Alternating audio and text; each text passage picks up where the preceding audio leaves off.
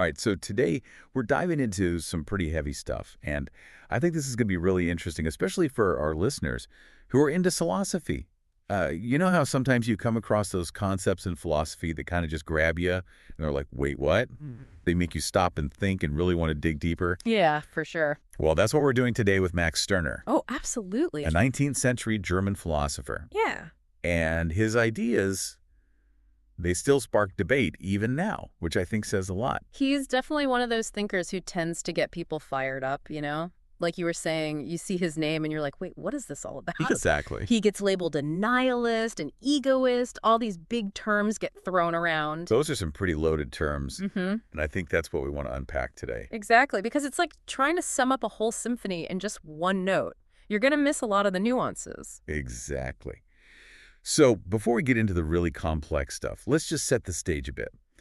Picture Germany in the 1840s. It was a time of huge intellectual change. Oh, yeah, a real cauldron of ideas bubbling away. Philosophers were wrestling with ideas about individual freedom, the role of religion, and all these new ideologies popping up. Right, and smack dab in the middle of all that, Stirner publishes his most influential work, Which is? The Ego and Its Own, in 1844. Okay, the ego and its own. And let me tell you, that book hit the intellectual scene like a philosophical bombshell. It's kind of funny, I was reading that he basically dropped this intellectual grenade and then stepped back to watch everything explode. He did. He pretty much retreated from public life after the book came out, but his ideas, they didn't just disappear. No, they really stuck around. They kept popping up in different movements, both intellectual and political, which is kind of wild when you think about it. A work that seemed to fade away for a bit ended up having this huge, lasting impact. It really speaks to how powerful his ideas were. Like they were challenging something fundamental, so they keep coming back up. Absolutely challenging the core of how we think. Okay, so let's dig into the ego in its own a bit. Hmm. And, for our listener who's already into philosophy, I think one of the first things that strikes you about this book is the writing style. Oh, yeah, completely. It's not your typical philosophy book, all dry and systematic. No, not at all. It's like Stirner's playing with words, throwing out aphorisms, those short, punchy statements. And there's this kind of playful, almost combative tone. It's like he's saying, hey, wake up, pay attention. Exactly. And that style, it's not just for show. It's connected to the core of his philosophy. And it's not just a stylistic quirk. No way. He sees language as this powerful tool, something that can either free us or trap us. And by using language in this unconventional way, he's trying to shake us loose from what he sees as rigid thinking. Okay, I love that. He's like a philosophical jujitsu master, using the opponent's own weight against them. Laughs. That's a great way to put it. And that really subversive approach, you see it especially in his critique of what he calls religious modes of thought. And that's really at the heart of everything he's doing. It is. It's the foundation. Now, when he talks about religious thought, he's not just talking about traditional religion, like going to church or temple. He means it in a much broader sense. Okay, so what does he mean by religious thought? Any system of thought, any system at all, that puts an ideal or a concept above the individual. So anything that becomes like a dogma, like a set-in-stone truth that can't be questioned. Exactly. Whether it's traditional religion or political ideologies or moral systems, even those feel-good values we hold dear, like love, justice, reason. He's saying even those can become problems. If they're put on this pedestal, this untouchable level, they can become tools of oppression. They become what he calls spooks, these phantom ideas that control our minds. So he's saying that even good things can turn bad if we're not careful, if they start to limit our individual freedom. Precisely. They become these chains, these invisible chains that hold us back. I see. And this whole idea of spooks, this is what leads him to criticize some of the big thinkers of his time, right? Like Ludwig Feuerbach, who was a huge name in German philosophy. I mean, this guy was known for his critique of religion. He said that God was basically just a projection of human qualities. Right, he was saying we created God in our own image. But here comes Stirner, and he's not buying it. So even though Feuerbach was trying to free people from religion, Stirner saw a problem. He did. He argued that Feuerbach just replaced God with another spook. With what?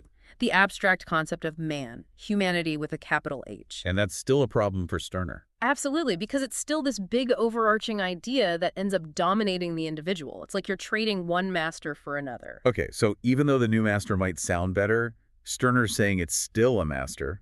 It's like trading one set of chains for another, even if the new chains are shiny gold. Laughs. Perfect analogy. And this critique of Feuerbach, it's crucial for understanding what Stirner means by egoism. Okay, here's where things get really interesting, especially for anyone coming at this from a philosophical point of view. Right, because egoism gets a bad rap. It does. When you hear egoism, you think selfish, narcissistic, only caring about yourself. But Stirner's talking about something much deeper than that, right? Way deeper. For him, egoism isn't about being a jerk or indulging in whatever you want. It's about radical self-ownership. It's about the individual, what he calls the unique one.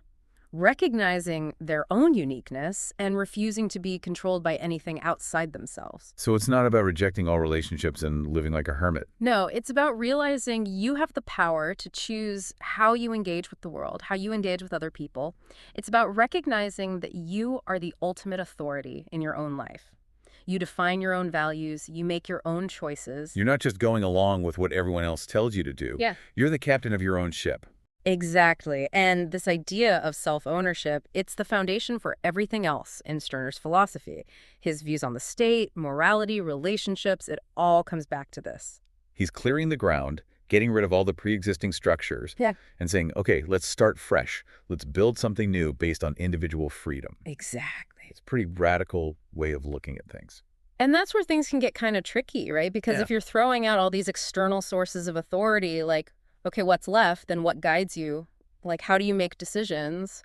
What's to stop you from just, doing whatever you want, even if it hurts other people? That's the question that always comes up with Stirner, right? It's like, Yeah. okay, self-ownership sounds good in theory, but how does it actually work in the real world where we're all like bumping up against each other all the time? Right. Does it just lead to total chaos and everyone out for themselves? Yeah, exactly. Well, that's where Stirner introduces this concept of ownness. And remember, he's not saying egoism is just being selfish or chasing pleasure all the time. It's more about self-mastery. It's about understanding your own desires and drives and acting in line with those, but also not being a slave to them. So it's not just like giving in to every impulse that comes along. No, it's more like you're the architect of your own life. You're making conscious choices. You're not just being swept along by whatever comes your way. So you're shaping your life instead of letting it shape you. Exactly. You're recognizing that you have the power to choose how you interact with the world and with other people. And that includes the freedom to use things and people for your own benefit. Okay, now I know that word use can sound kind of harsh, especially when we're talking about relationship. Right. It's not about treating people like objects or manipulating them. So what's he getting at then? It's more about recognizing that relationships are based on mutual benefit.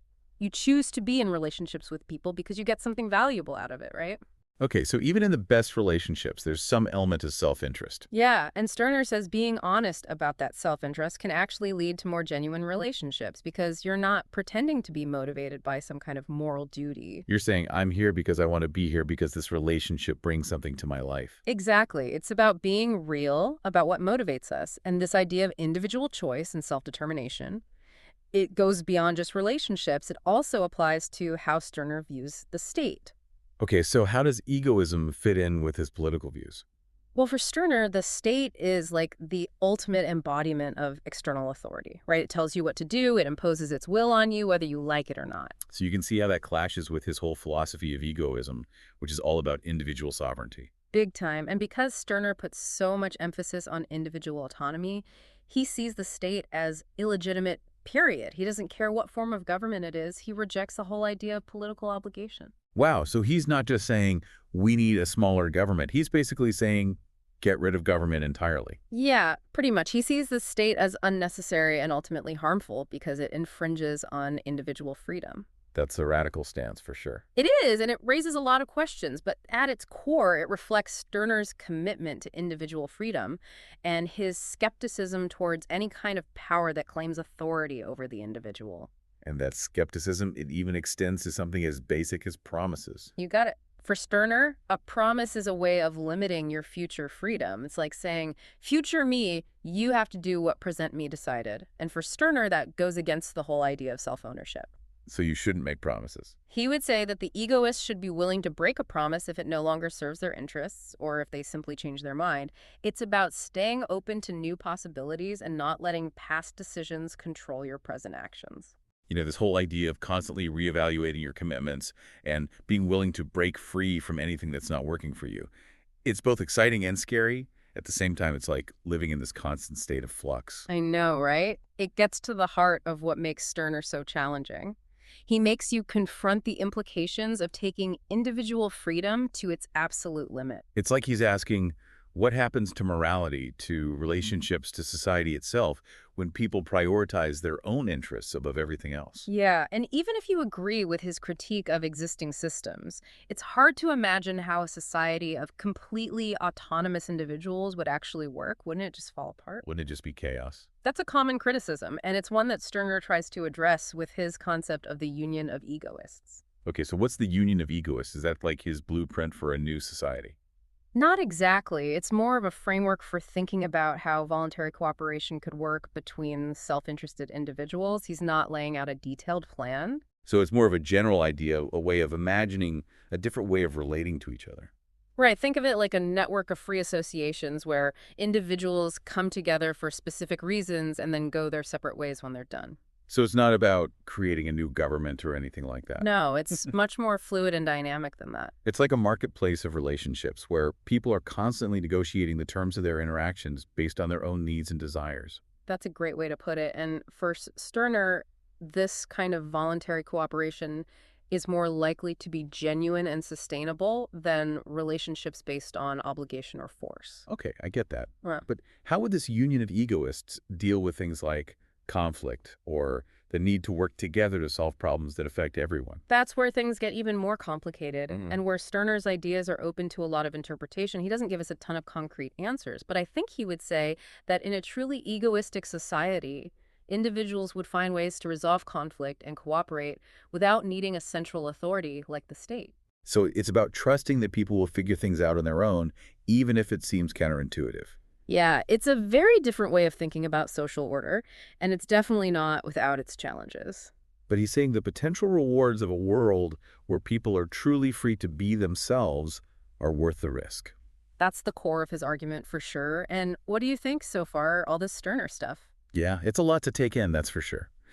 I think what really stands out for me is how Stirner makes us question things we usually take for granted. Like, we just accept ideas about morality or the state as if they're just natural facts.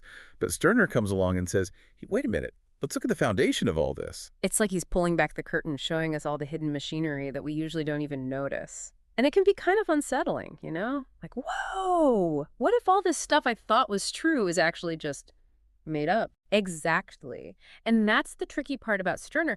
On one hand, it's exciting to throw out all the rules and say, I'm in charge of my own life. But then it's like, okay, but what are the rules now? What happens next? Yeah, it's easy to get caught up in the excitement of rebellion, but then you have to figure out what you're going to build in its place. Yeah. So if we're not following traditional morality or societal expectations, what's stopping everyone from just going wild? I mean, isn't that what people worry about with Stirner? It's a natural concern for sure, and it's something Stirner addresses. Remember, he's not saying egoism is about being hedonistic or just doing whatever feels good in the moment. It's about self-mastery. It's about being aware of your desires and acting in a way that's truly in your best interest. Okay, but even if we assume everyone is acting in their own best interest, what happens when those interests clash? Like, my best interest might be the opposite of yours. How do we resolve that without some kind of outside authority to step in? That's where the union of egoists comes in. But remember, it's not like some utopia he's mapped out in detail. It's more like a thought experiment, a way to explore how people could cooperate without giving up their individuality. So he doesn't have a rule book for this union. No constitution, no laws. No, it's more organic than that. He thinks cooperation would naturally happen because people are self-interested. Yeah. It's like, think about a market. People trade because it benefits both sides. Okay, so the union of egoists is more like this constantly shifting network of relationships. People come together because it works for them, and then they move on when it doesn't. Right. It's all about voluntary association. No one's forcing anyone to do anything. And Stirner believes that this kind of system is actually more stable and fulfilling than one based on force or obligation. It's a pretty different way of thinking about how society works. Mm. Okay, but how would this actually play out in real life? Like, what about things like education or healthcare? Would those be left entirely up to each person to figure out? That's a great question. And honestly, I don't think Stirner gives us a clear-cut answer. But I think he'd argue that in a society of truly autonomous individuals, people would find ways to cooperate and provide for those needs without needing the state or other big institutions to do it for them. So it's almost like flipping the script. Instead of having this top-down structure where authority tells people what to do, Stirner starts with the individual and says, how can we build a world where everyone is free to pursue their own goals without stepping on each other's toes? It's a huge shift in thinking. And yeah, people who are used to the way things are now might be skeptical. But Stirner would say that we need to question everything if we want to break free from the limitations of the systems we're living in. Okay, so let's say, just for fun, that we could actually create a society like Stirner's Union of Egoists. Would it be amazing? Would it be a disaster? Yeah. What are the potential upsides and downsides of this whole radical individualism thing? Well, like any thought experiment, there are pros and cons. Think about the good stuff first. A Stirnerian society could be incredibly creative, full of innovation, because everyone's free to explore their own passions without all the usual restrictions. It'd be a world of self-made people, everyone contributing their own unique skills and ideas. And since cooperation would be based on mutual benefit, relationships could be much more genuine. No more feeling obligated to do things you don't want to do. You're with people because you genuinely want to be. Exactly. But, on the other hand, there are definitely some potential problems too. One big worry is that a society of individualists might have trouble dealing with issues that require everyone to work together. Like, what about climate change? It's hard to imagine a group of people who are all about their own interests coming together to make sacrifices for the greater good. Yeah, that's a valid point. Critics of Stirner say that his philosophy is too idealistic, that it doesn't take into account the messy reality of human nature and the need for some level of social unity. So it seems like Stirner's ideas leave us with this big question mark. His focus on individual freedom is really attractive. It speaks to this deep human desire to be in control of our own lives. But then his rejection of traditional systems and his belief that self-interest can be a good thing can also feel kind of scary. Like, what if it all goes wrong? That tension, that back and forth, is what makes Stirner so interesting. He forces us to grapple with some really fundamental questions about what it means to be free, what the limits of individualism are, and whether it's even possible to create a society where individual freedom and collective well-being can coexist. And even if we don't agree with everything he says, I think there's a lot we can learn from Stirner. He makes us think critically about the things we usually take for granted, the authority structures that shape our lives, and what it really means to be free. He's like that friend who always asks the tough questions, the ones that make you uncomfortable but also make you think in new ways. So as we wrap up our deep dive into the world of Max Stirner, I'm left with one final thought-provoking question for you, dear listener. If, as Stirner suggests, all systems of thought are ultimately spooks, these abstract phantoms that limit our freedom, then what really guides our actions and choices in a world without fixed values or moral absolutes? It's a question that doesn't have an easy answer, and it's one that each of us has to wrestle with on our own. But maybe the very act of asking the question is a step towards freeing ourselves from those spooks and creating a world where we can truly be ourselves. Thanks for joining us on this journey into the mind of Max Stirner. We hope it was enlightening, challenging, and maybe even a little bit subversive. Until next time, keep exploring, keep questioning, and keep diving deep.